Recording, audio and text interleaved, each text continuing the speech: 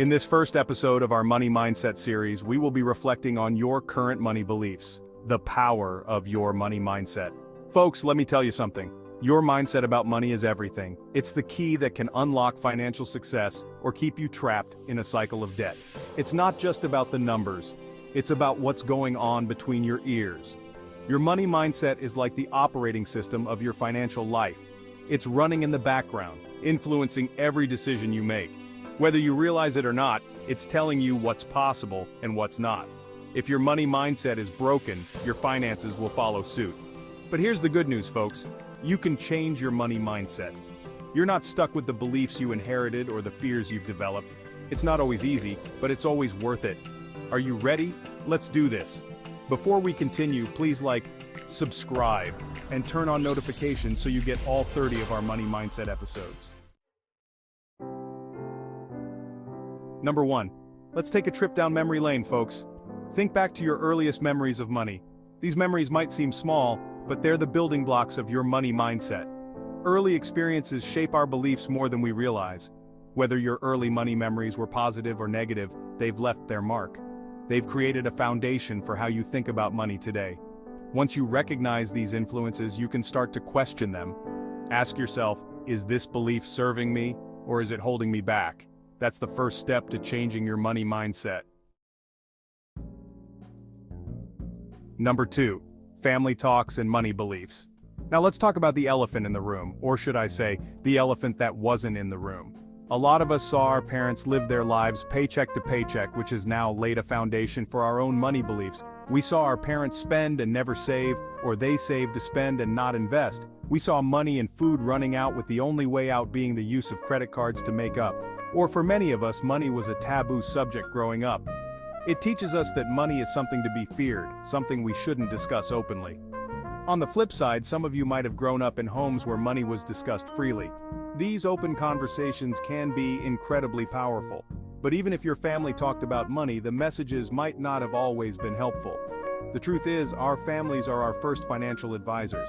It's time to take a hard look at your family's money messages and decide if they're serving you or holding you back. Number 3. Facing financial fears head on. All right, folks, it's time to get real. We all have financial fears. They're like those monsters under the bed, scary in the dark, but a lot less intimidating when we shine a light on them. So let's flip the switch and face these fears head on. What are you afraid of when it comes to money? Is it not having enough? Losing what you have? Making a mistake? Drop in the comment below one of the things you are afraid of when it comes to money.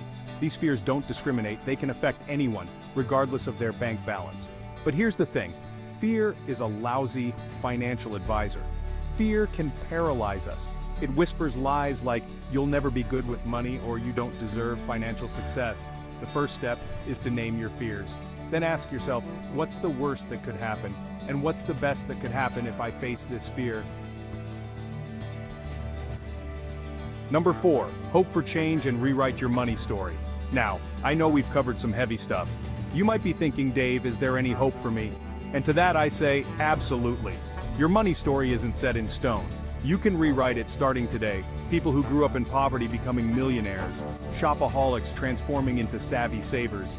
These changes didn't happen overnight, but they did happen. And they started with a shift in mindset. Changing your money mindset is like renovating a house. You start by clearing out the junk, those limiting beliefs and fears we've talked about. Then you lay a new foundation of empowering beliefs. These new beliefs might feel uncomfortable at first, like new shoes. But the more you walk in them, the more natural they'll feel.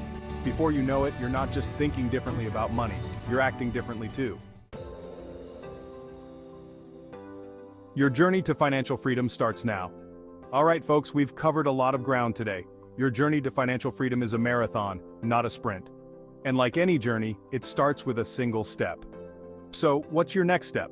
Maybe it's reflecting on your early money memories and how they've shaped you, or having an honest conversation with your family about money. Perhaps it's writing down your financial fears and challenging them. Whatever it is, I want you to commit to taking that step today. Remember, you're not alone on this journey. By subscribing to this series, you're joining a community ready to take control of their financial future.